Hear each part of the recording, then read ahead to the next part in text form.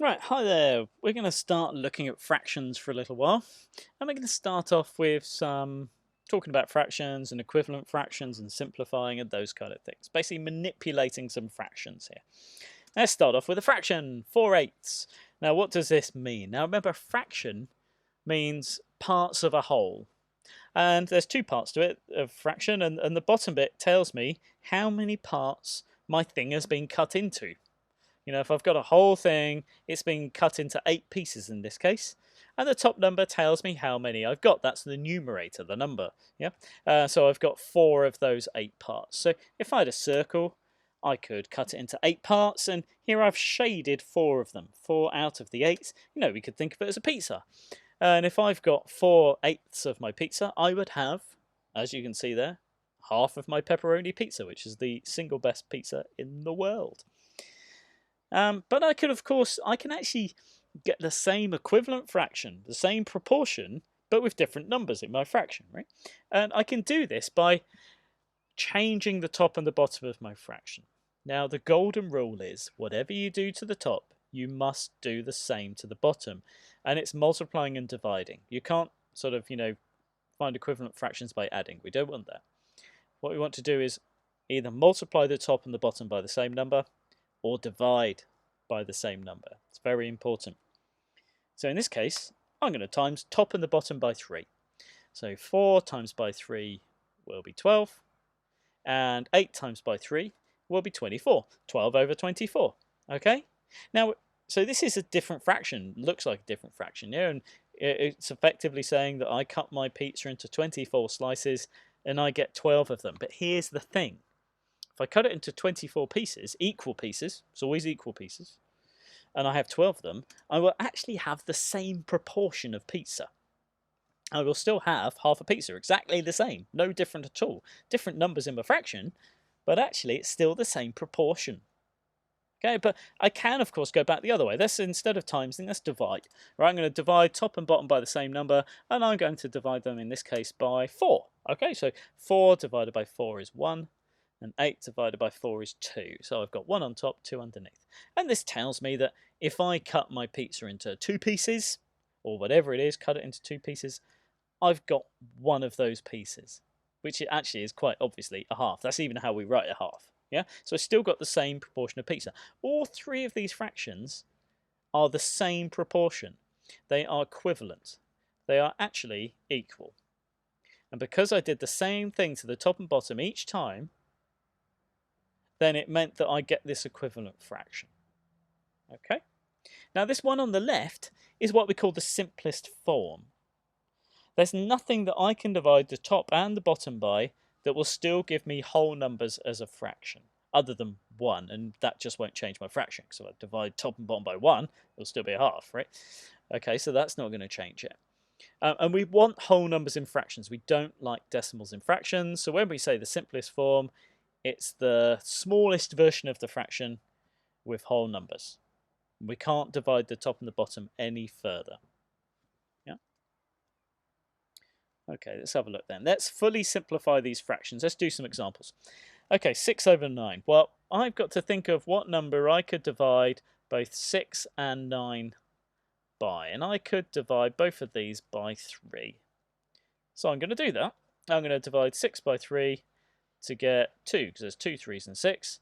And 9 divided by 3 is 3. 2 over 3. Now, can I divide those two numbers again by anything? No, I can't, other than 1. So no, that is now in its simplest form. And when we say that, we mean fully simplified. Can't simplify it any further. What about 24 over 32? Well, we need to either times or divide by the same amount. Now, generally, when we're simplifying, obviously, we're going to probably divide. What divides 24 and 32? Well, I'm not sure. I'm not sure what the biggest number is. So I'm going to start by dividing it by 2. See where that gets me. All right. So 24 divided by 2 is 12. And 32 divided by 2 is 16. Okay, so I have simplified it, but I haven't fully simplified it. All right, it's important that we fully simplify. So could I do it again? Yes, I could. Do you know, I've just noticed both of these divide by 4. And that's the thing, it doesn't matter what you divide it by each time, as long as you do the same to the top and to the bottom, and you get a whole number answer. Now 12 divided by 4 is 3. 16 divided by 4 is 4. It's 3/4. Now nothing will divide both 3 and 4, so that is fully simplified. 3/4. This fraction here is equivalent to 3/4. Let's try one more. 12 and 72. Ooh, big numbers. Okay, and I say it again, it doesn't matter how many jumps you need to do it in. If you're not sure, then just do whatever jumps you can. There's no golden rule for this other than whatever you do to the top, you must do to the bottom. Now I'm going to divide it by 2. So that will be 6 over, what's half of 72? Well, that's 36. Oh, look, both of these divide by 6. Both of these divide by 6. Oops, why am I writing 12? They don't divide by 12. They divide by 6. Okay, so let's divide that by 6. Okay, 6 divided by 6 is 1. 36 divided by 6 is 6, all right? 1/6. So 12 over 72 is the same as 1/6. And I can't divide those two any further, so that is its simplest form. All right? Okay, right. There are 8 for you to do. I want you to pause the video and then fully simplify these fractions, please, to see what the simplest form could be. All right, off you go. Okay, we have unpaused. And I'm going to have a little aside here. I'm sat in my garden at the moment, and it's the most glorious spring evening. It's absolutely beautiful out here. And what could be better than simplifying some fractions? Awesome. Right, what's the first one? Well, 4 and 36. What do they both divide by? Well, they both divide by 4. So I'm going to do that to the top and the bottom, and I will get 1 over 9, because 4 divided by 4 is 1. 36 divided by 4 is 9. Okay, now I'm not going to do the working out for all of these. I'm just going to put the answers up. So the next one, divide it by 3 to get 1/3. Next one should divide by 10 to get 3 over 7. And next one, divide by 10 again, 7 over 9. And then we'll divide it by 5 to get 3 over 7. And then divide by 5 again to get 3 over 4. Well, this one looks like it divides by 5 as well, 1 over 9. And lastly, 12 over 16. We've simplified that before. Divide it by 4 to get 3/4. Okay, well done if you got all of those right. Okay, something similar, but different. We're going to put these fractions in order from smallest to largest. Okay. 3/4, 7/12, 2/3, and 1/4. Now, I can't just instantly put those in order because they've all got different denominators, different bottom numbers. All those slices of pizza are different sized slices. This pizza here was cut into loads of slices, 12 slices. This one was only cut into 2 slices. So what I need to do is think of a method. And what my method is going to be is to rewrite all of these fractions again, but with the same denominator. Because if I've got the same size slices, I just need to know how many slices I've got to see which is biggest and which is smallest. Okay. Now, what number do all of these numbers go into? 2, 3, 4, and 12. Well, they go into 12. All of them divide 12. 12 divides 12, 2 divides 12, and so on. Now, what has 4 been times by to get to 12? How many 4s go into 12? Well, 3 4s go into 12. So that fraction has been times by 3. So I'm going to times the top by 3 as well to get 9 over 12. What about this fraction? How many 12s in 12? Well, there's 1. So it hasn't really been multiplied at all. So that stays as 7/12. What about this one? How many 3s in 12? There are 4 3s in 12. So I need to times the top by 4 as well. And 2s. How many 2s in 12? There are 6. So I need to times the top by 6 as well. All of these are equivalent to their original fractions. But now I can see which one is smallest, right? Because they've all been cut into 12 slices. This one's got 6, this one's got 7. So clearly this is the smallest one here, right? So half goes first. And you always write them in their original form. So half. 7/12 is the next one. And that was always 7/12 anyway. 8/12 is next. And that was written as 2/3 originally. And 9/12 is the next one, and that was originally written as 3/4. Now they are in order from smallest to biggest, yeah? Okay, so you find that common denominator and find equivalent fractions with that denominator. Yep. Okay, your job then. Put these fractions in order, smallest to largest. 2, 5, 10, and 20. And you're going to put it on pause and see if you can do it. Now, first of all, I'm going to give you a hint. They all go into 20. So if you rewrite your fractions over 20, then you'll be able to find out which one is the smallest and which one is the biggest. Right, so pause the video now.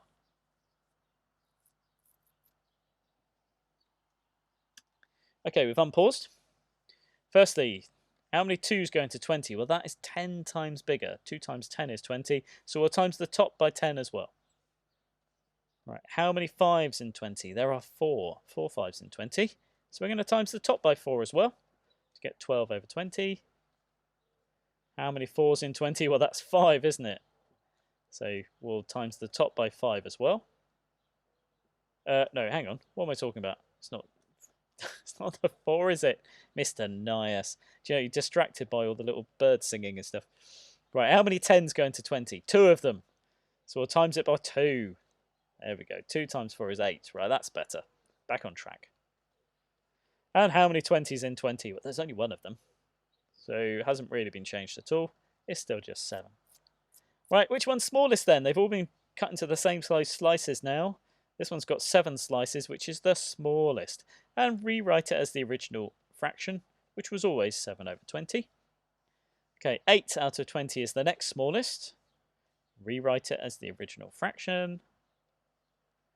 10 out of 20 is the next one.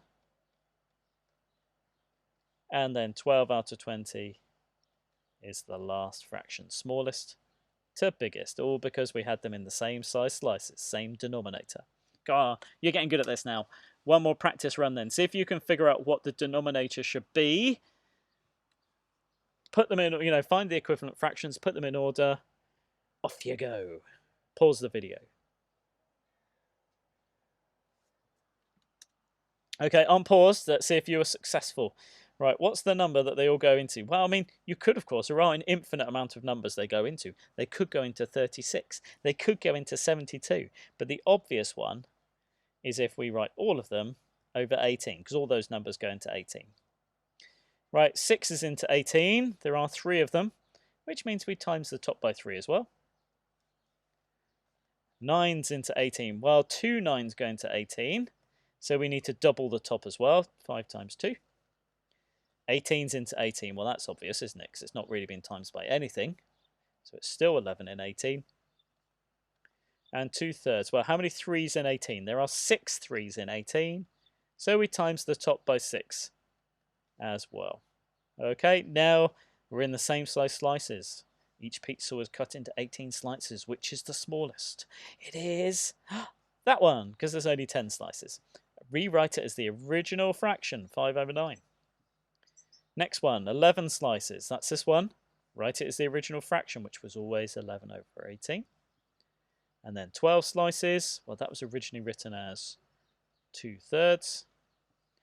And lastly, 15 slices, 15 out of 18, which was originally written as 5 out of 6. Okay, good stuff. Good work there. Oh, okay, let's move it on. Let's do something else. Whilst we're on a roll, look at these. I've got pairs of equivalent fractions, 4 of them, but with a missing bit. My job is like Sherlock Holmes, if Sherlock Holmes did maths problems. What has the bottom been times by on my fraction? Well, the bottom is 3 times bigger, which means the top needs to be 3 times bigger. Now, 3 times 18 is 44, he says, working it out. 3 times 10 is 30. 3 times, oh no, it's 54. It's 54, isn't it? It's 3 times 10 is 30. 3 8s are 24. Put them together to get 54. Do you get the idea there? Yeah, despite the terrible explanation, do you get the idea? Okay, now what has this been times by? Oh, look at this. Now the bottom was times by 7, wasn't it? 5 times 7 equals 35. The problem is, I'm not going that way. I'm going back the other way. I'm actually going, let's put the red pen on here. I'm actually going from the fraction with the big numbers backwards. What do you think I do if I'm going back from this fraction to this one? Can't times by 7. You're well done to all those that just said, obviously, sir, divide by 7. Right, so 28 divided by 7 is 4. So this is really 4/5. Okay, let's go back to my blue pen. Okay, what about this one? Ooh, let's go this way. 5 up to 55. That's been times by 5. Okay, but, oh, hang on. Well, I'm not going that way. I'm going the opposite way, aren't I? Let's go back to the red pen because I've got to go back. I'm doing the opposite to what this is. 5 times 5 is 55. I need to go backwards, so I do the opposite of times by 5, which is divide by 5. Did I say 5? Obviously, I didn't mean 5, did I? 5 would be ridiculous. It's 11, isn't it? Do you know, I really don't know what's going on with me today. Maybe I need a rest and a cup of tea. It's 11 times bigger. I bet you were sat there going, well, 5 times 5 doesn't make 55. Must be 5 times 11. He's losing the plot. Okay, right, let's just put my red pen back on. Anyway, 44 divided by 11. This number must be 4. You've got the idea. You're all over this, yeah? Let's go back to my pen. Blue. Okay. 12 up to 36. Well, what's it been times by? Well, 36 is 3 times bigger. This one's more straightforward, isn't it? We're going the same way, so it's also times by 3. So this must be 12. 12 out of 36. Okay? Right. There are some for you to do. There's the pause button. Find out what what have you gone from there to there? What have you times by or divided by? And then do the same to the top or the bottom. And if you need to go back the other way, you do the opposite, don't you? Okay? Right, pause the video, find those missing numbers. We have unpaused, and this is the last task of this session. So let's find those missing numbers. Well, I'm going to do the first one with the working out. 9 times by what is 54? Well, that's been times by 6. So we're also going to times this one by 6 as well. And the answer is 12. Okay, and let's run through the other missing numbers. So question 2 was 6. Question 3, 33. Question 4 is 24. Question 5 is 12. Question 6. Oh, we're going back the other way, aren't we? Let's just do the working out for this one. So 8 times by what is 48? Oh, it's my nemesis, isn't it? Because 6 8s are 48, which means if I'm going back the other way, firstly I have to have my other pen, because otherwise I can't do it properly. Instead of timesing by 6, I'm going to divide by 6, because I'm going in the opposite direction, which means the answer is 5, because 30 divided by 6 is 5. Then question 7 is 24. And lastly, question 8 is 60, because it's times by 12. Okay, well done. You have done well. You deserve a rest. You could always go to My Maths and do some times tables if you wish to. You can choose to do that. Otherwise, I shall see you for another lesson next time. Bye-bye.